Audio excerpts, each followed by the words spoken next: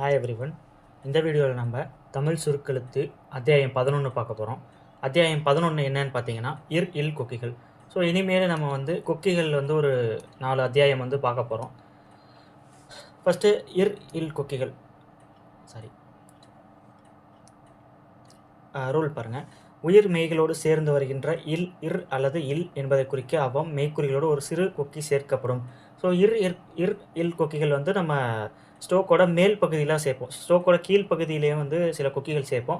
அது பின்னாடி என்ன அப்படின்றத பார்ப்போம். ஃபஸ்ட்டு கொக்கி சேர்க்குறாங்க பாருங்கள். ஃபஸ்ட்டு பா நம்ம தெரியும் இல்லைங்களா? பா நம்ம எப்படி போடுவோம், அதாவது இது மெல்லிய பா, இது அழுந்திய பா. ஸோ அதுலேயே அந்த கொக்கி எங்கே போடுறாங்கன்னா ஸ்டோக்கோட இடதுபுறம். இது ஞாபகம் வச்சுக்கோங்க. நேர்கோடுகளுக்கு மட்டும்தான் இந்த மாதிரி நேர்கோடுகள் மீன்ஸ் அது கீழ் நோக்கி கோடுகளாக இருக்கலாம், அல்லது படுக்கை கோடுகள் அல்லது மேல் நோக்கி கோடுகள். பட் நேர்கோடுகள், கோடு நேராக இருக்குது அப்படின்றதுக்கு மட்டும்தான் இந்த லெஃப்ட் சைடு, அதாவது ஒரு ஸ்டோக்கோட லெஃப்ட் சைடு போடுவோம். ஆனால் ஸ்டோக்கோட லெஃப்ட் சைடு வலது வாட்டம் அப்படிம்பாங்க. வலது வாட்டம்னா நம்ம போன வீடியோஸ்லேயே பார்த்துருப்போம், கிளாக் வைஸ், அதாவது இந்த டைரெக்ஷனில் நம்ம ஸ்டோக் எழுதுவோம். ஆனால் கொக்கி ஒரு ஸ்டோக்கோட இடது பக்கம் போடுவோம். இப்போ எக்ஸாம்பிள் பார்த்தீங்கன்னா உங்களுக்கு தெரியும், பர் அப்படின்றது இந்த மாதிரி, அதாவது ஃபஸ்ட்டு கொக்கி பர். ஸோ பர், இந்த கொக்கி ரொம்ப சின்னதாக இருக்கணும். ஓரளவுக்கு உங்களுக்கு கொக்கிக்கும் இந்த ஸ்டோக்குக்கும் டிஃப்ரென்ஸ் தெரிகிற மாதிரி இருக்கணும். அது பார்த்துக்குங்க. பர். அடுத்து அதுவே டாக்கு முன்னாடி இந்த சிறிய கொக்கி போட்டோம் அப்படின்னா டர் அப்படின்னு வந்துடும். டர். இது டர். அடுத்து பாருங்கள், ஜாக்கு முன்னாடி கொக்கி போடுறாங்க. ஜர். அடுத்து கருக்கு இருக்கு நம்ம கீழ் நோக்கிய கொக்கி தான் போடுவோம். ஸோ கீழே இருந்து கர். இது நல்லா ஞாபகம் வச்சுக்கோங்க. அடுத்து பாருங்கள், நேர்கோடுகளுக்கு இல் கொக்கி. இப்போது ஒரு ஸ்டோக்கோட லெஃப்ட் சைடு வலது வாட்டம், அதாவது கிளாக் வைஸில் அந்த ஸ்டோக் எழுதணும் இல்லைங்களா? இப்போ இல்லுக்கு ஆன்டி கிளாக் வைஸில் அந்த ஸ்டோக்கை போட போகிறோம். ஸோ இல்லுக்கு பாருங்கள், ஸ்டோக்கோட ரைட் சைடு இல் கொக்கி போட போகிறோம். ஃபஸ்ட்டு பா ஸ்டோக்கே எடுத்துக்கிறாங்க. பல், அதாவது இல் எப்படி வரும் அப்படின்னா இந்த பக்கம் பல். இது ஓரளவுக்கு சின்னதாகவே போட்டுங்க, பெருசாக போடக்கூடாது. ஸோ இதையும் அதே சைஸில் சின்னதாகவே போட்டுங்க, சின்ன கொக்கி பல். இப்போ டல் அப்படின்னு வரும்போது டல். அதே மாதிரி ஜல். அது கல்க்கு இப்போ நம்ம கர் கீழே கொக்கி போட்டோம் இல்லைங்களா? இப்போ கல் அந்த கொக்கி மேலே போடணும். கல். ஸோ இந்த முடிஞ்ச அளவுக்கு இந்த கொக்கி சின்னதாக இருக்க மாதிரி பாருங்கள். பெரிய கொக்கி, அதாவது இவ்வளோ இந்த மாதிரி பெருசெல்லாம் பின்னாடி யூஸ் பண்ணுவோம். அதெல்லாம் பின்னாடி சாப்டர்ஸில் நம்ம சொல்கிறோம். அடுத்து பாருங்கள், வளைவு கோடுகளுக்கு கொக்கிகள். வளைவு கோடு நேர்கோடுகளுக்கு 2 பக்கம் இருந்துச்சு, அதாவது இந்த பக்கம் இருந்துச்சு. ஸோ இது அப்படின்னு வச்சுக்கிட்டோம், இது இல்க்கு வச்சுக்கிட்டோம். ஸோ இப்போ வளைவு கோடுகளுக்கு அந்த மாதிரி இருக்குமானா அந்த மாதிரி இருக்க போகிறதில்ல. வளைவு கோடுகள் எப்படி இருக்குன்னு பாருங்கள். என்பதற்கு சிறிய கொக்கி வளைவு கோடுகளுக்கு அவற்றின் ஆரம்பத்தில் வளைவில் உட்புறம் சேர்த்து எழுதப்படும். இப்போ வா இப்படி இருக்குது, வர் அப்படின்னா அதாவது என்ன சொல்கிறாங்க ரூல் படி, வளைவின் உட்புறம் ஆரம்பத்தில் சேர்த்து எழுதுவோம். அப்போ வர் அப்படின்றது இப்படி வரும் அப்படின்றாங்க. ஆரம்பத்தின் உட்புறம் மேல் பகுதியில் வர். அடுத்து பாருங்கள், தர்.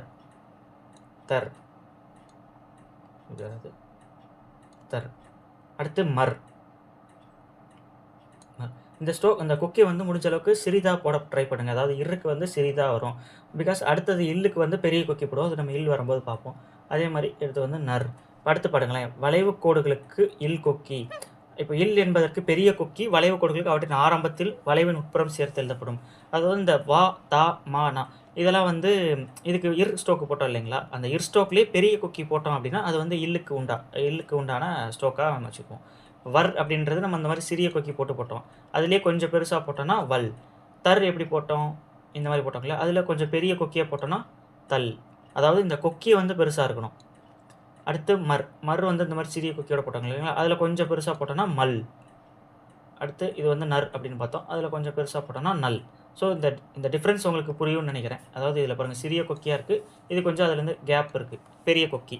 ஸோ இதுதான் இல் கொக்கிகளுக்கு வளைவு கோடுகளில் இல் கொக்கிகளுக்கான வித்தியாசம். அடுத்து பாருங்கள், சில எக்ஸப்ஷன் கொடுக்குறாங்க. மெய்க்குறிகள் ரா, இச்சா, ஞா, லா, சா என்பவற்றுக்கும் சுழி அல்லது கொக்கியுள்ள மெய்க்குறிக்கும் இல் கொக்கிகள் போடப்படுவதில்லை. ஏன் அப்படி சொல்கிறாங்க அப்படின்னா, ராக்கு இல் கொக்கிகள் வர்றது. பிகாஸ் ரான்றதே இருக்கு தான் நம்ம கொக்கி பார்க்குறோம். ராவோட மெய் எழுத்து தானே வந்து இர். ஸோ அதுக்கு நம்ம கொக்கி வந்து போட மாட்டோம். அடுத்து இச்சா, தென் வந்து ஞா. ஞாக்கு வந்து கொக்கி போட்டோம் அப்படின்னா இந்த நா, நர் அந்த மாதிரி ஆயிரும் இல்லைங்களா? ஸோ டிஃபரன்ஸ் கண்டுபிடிக்க முடியாதுன்றனால ஞாவுக்கு வந்து கொக்கி போட மாட்டோம். அதுவும் இல்லாமல் இந்த ஞாவோட சேர்ந்து எந்த இர் அப்படின்ற ரா வரிசையில் வந்து வார்த்தைகள் வராது. தென் வந்து லா, லாவுக்கு ராக்கு சொன்ன மாதிரியே தான். லாக்கு ஆல்ரெடி, இல்லுக்கு ஆல்ரெடி ஒரு கொக்கி இருக்குது. அதை லாவுக்கே நம்ம போட முடியாது இல்லைங்களா? அதே மாதிரி சா. ஏன் வந்து சாவுக்கு போட மாட்டோம் அப்படின்னா, சாவுக்கு வந்து நம்ம சுழி வச்சுருப்போம். சிறிய சுழி யூஸ் பண்ணுவோம் இல்லைங்களா? அந்த இடத்துல நம்ம இந்த மாதிரி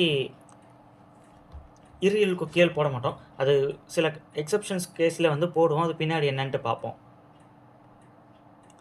அடுத்து பாருங்கள், ஸோ இதுக்குமே வந்து நம்ம உயிர்க்குறிகள் வைக்கணும் அப்படின்னு சொல்கிறாங்க. ஸோ நான் முன்னாடியே சொன்ன மாதிரி உயிர்க்குறிகள் வந்து ரொம்ப ரொம்ப முக்கியம்.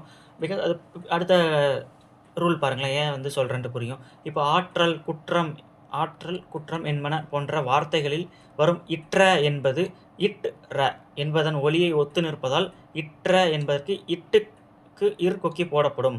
ஸோ டர், அதாவது இற்ற, இப்போ குற்றம் வருது, இற்ற அப்படின்றது எழுதுறதுக்கு வேணும்னா இற்ற அப்படின்ட்டு எழுதுறோம். ஆனால் அது சொல்லும் போது பாருங்கள், இட் ர. இட்ரக்கு நமக்கு தெரியும் டர் கொக்கி. டர் கொக்கி நம்ம படித்தோம் இல்லைங்களா? டர் கொக்கி. ஸோ இதையே நம்ம போட்டுக்கலாம் அப்படின்னு சொல்கிறாங்க.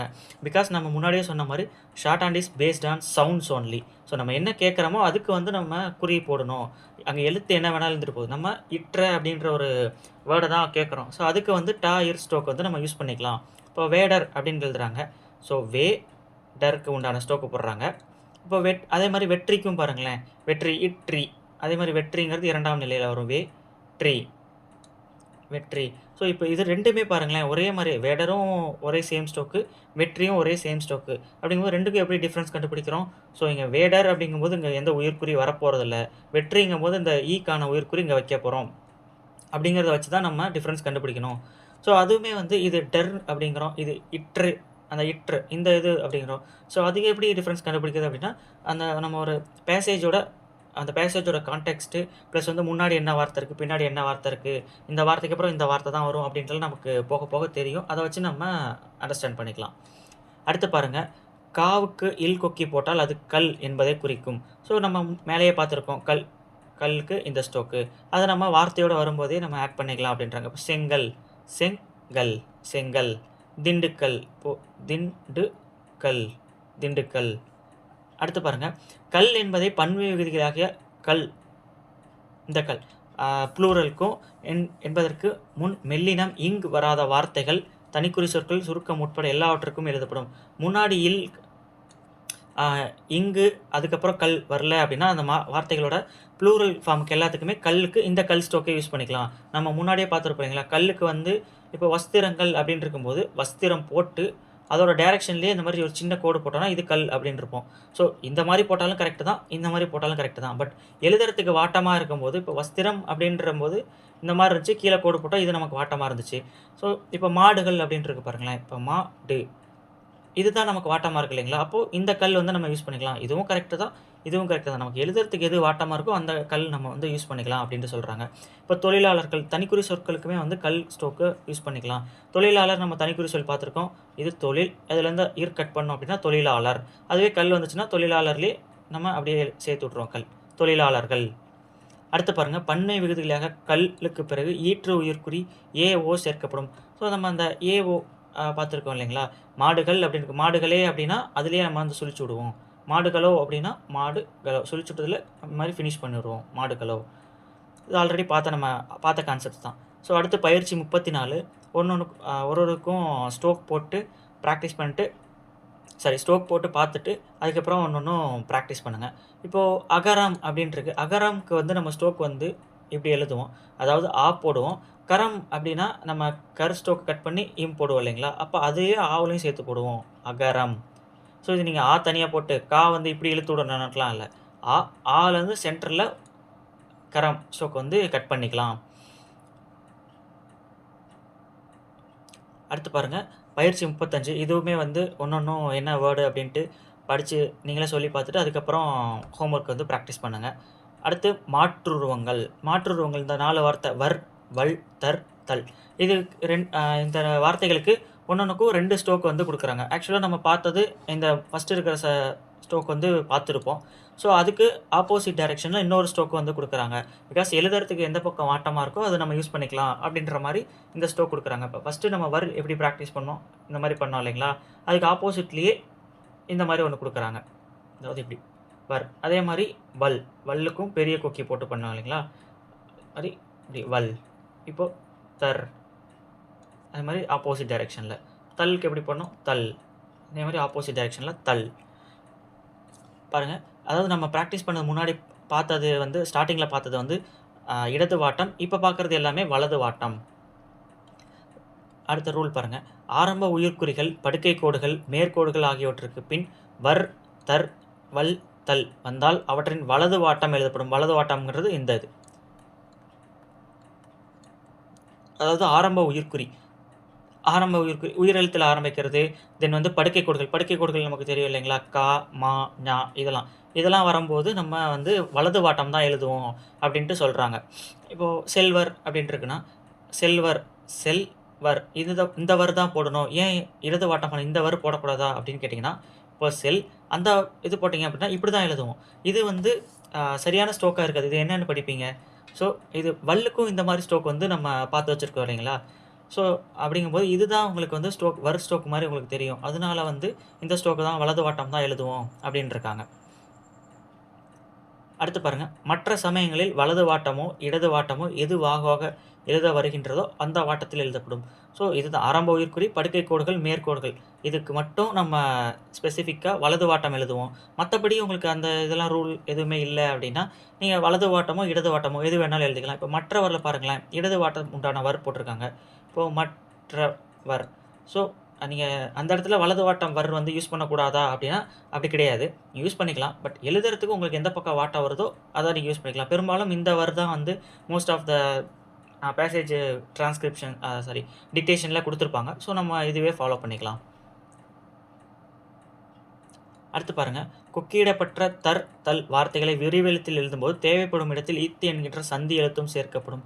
இது நம்ம சந்தி எழுத்துக்கள் சாப்டர்லேயே சொல்லியிருப்போம். நீங்கள் ஸ்ட்ரோக் எடுக்கும்போது அடித்தீர் அப்படின்னா இத்து தீ, அதுக்கு ரெண்டும் அந்த டபுள் த ஸ்ட்ரோக் ஆக்கி போடணும் அப்படின்ட்டுலாம் கிடையாது. பிகாஸ் நீங்கள் டபுள் ஸ்ட்ரோக் ஆக்குனீங்கன்னா அடி தீர் இந்த மாதிரி ரொம்ப கீழே போகும் இல்லைங்களா, அடுத்த ஸ்ட்ரோக் வந்து எப்படி எழுதுறது.